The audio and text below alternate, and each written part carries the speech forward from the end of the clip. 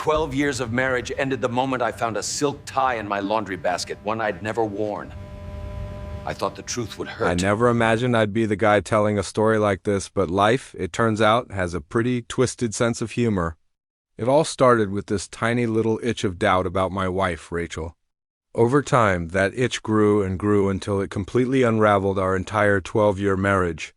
It was a normal September morning, or so I thought.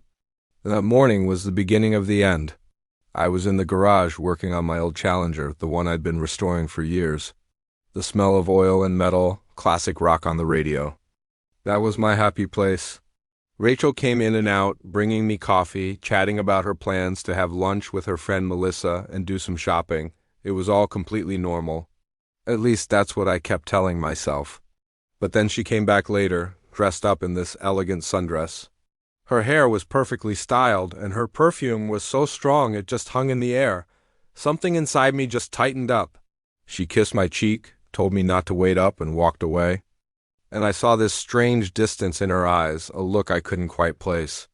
The next day I was sorting laundry, and I found a navy silk tie in the hamper.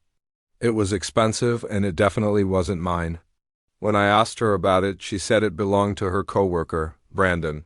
She claimed he'd left it at the office during a late-night prep session for a big presentation. The explanation was a little too perfect, a little too neat, but I let it go. I wanted to believe her. I tried to convince myself I was just being paranoid.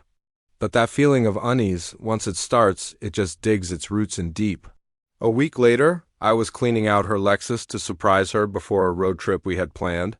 Tucked under the passenger seat, I found a small velvet box. Inside were these white gold cufflinks engraved with the initials MH, again, not mine. When I confronted her that night, she was so smooth. She claimed they were donated items for a charity auction, a gift from a senior partner at her firm. The way she said it, so calm and prepared, it just made my stomach twist into knots. Her habits started changing in ways I just couldn't ignore anymore. Her phone was suddenly glued to her hand, it never left her side. Her gym schedule became erratic, unpredictable. She was constantly working late. She was shutting me out, building a wall of excuses and smiles that never, ever reached her eyes. The lies weren't loud or dramatic. They were quiet, subtle, and constant. I realized I couldn't trust my own judgment anymore. So I turned to the three people I trusted most in the world.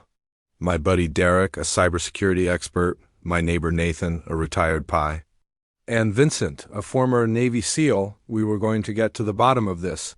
Together, we were going to find the truth. Derek gave me this pen, a special pen that was also a discreet little camera. I left it on her desk with a cute note, and she took it to work without a second thought. And over the next few days, that pen recorded a lot more than I was prepared to see. At first, Rachel was just her normal work self. But then a man walked into her office without knocking. It wasn't Brandon from the tie story, and it wasn't the senior partner from the cufflink story.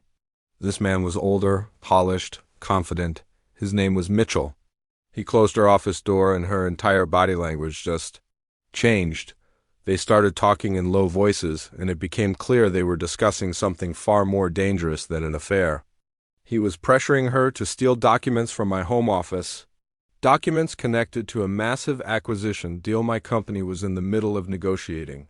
Hearing her say my name, telling him I didn't suspect a thing, it felt like a knife twisting slowly. While this was happening, Nathan started following her. He watched her go, not to fancy restaurants, but to a boutique hotel where Mitchell would meet her. They had this whole system, entering separately like a pair of seasoned spies. He overheard snippets of their conversations talk of money transfers, secret accounts, and timing.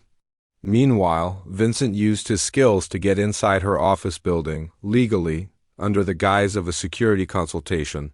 He confirmed that this Mitchell guy was the managing partner in mergers and acquisitions at her firm, the exact person who would benefit most from insider information about my company's deal. But nothing, absolutely nothing, prepared me for what I found next. One night, Rachel left her laptop open while she went to take a shower. I just glanced at the screen, and what I saw shattered the last little thread of denial I was clinging to.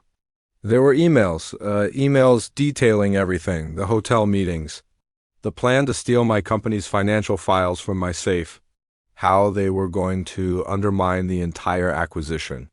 And worst of all, they were creating fake evidence to use against me in a messy divorce, all to take me for everything I had. Mitchell was promising her this new, luxurious life. She wrote about how exhausting it was, pretending to be my loving wife. They were laughing about a future trip to Barcelona, spending what they called my money. At that moment, something inside me stopped breaking and just hardened into steel. I gathered everything. Screenshots of the emails, the audio and video recordings from the pen, the GPS data, Nathan's photos. I took it all to my lawyer, a guy famous for taking cheating spouses apart in court. When he saw what I had, he looked at me and said, "This was way beyond infidelity. This was corporate espionage, conspiracy, and fraud." But I wasn't going to let this end quietly. Rachel had planned a company party at our house, a big celebration. Everyone from her firm, including Mitchell, was invited. I spent the next week getting ready. I put all the evidence onto a single flash drive, ready to play on the giant TV in our living room. The night of the party, after everyone was relaxed and a little tipsy, I tapped my glass for a toast. Rachel's smile froze the second I turned on the TV and her emails with Mitchell filled the screen. The room went dead silent. Then came Nathan's photos of them at the hotel. Then the audio of them planning to steal from my company, planning to fabricate evidence for the divorce. You could hear people gasping. Some of her coworkers literally backed away from her. Mitchell, pale as a ghost, tried to make a run for it, but Vincent was standing by the door and stopped him cold. Rachel just fell apart, tears streaming down her face, ruining her perfect makeup. Mitchell started blustering about illegal recordings right as my lawyer walked through the door. He calmly handed Mitchell a lawsuit and informed him that criminal complaints were being filed. I just looked at Rachel, at the ruins of the woman I once loved, and I told her to pack her things and get out. She left that night with 2 suitcases and a life she had systematically destroyed. Within days, the legal world was buzzing. Mitchell was fired and later arrested. Rachel was suspended, her legal career over. Even a corrupt judge they had on their side was exposed and disbarred. My company's acquisition went through, and our value tripled. Weeks later, Rachel showed up at my door. It was raining. She was a shadow of herself, begging for a place to stay. She cried. She apologized. She tried to bargain. But looking at her, I felt nothing, absolutely nothing. I told her to leave and to never come back, and she did. I heard she moved away, started working under a different name while the criminal proceedings went forward. Mitchell got prison time. My company soared. I eventually sold my stake and walked away.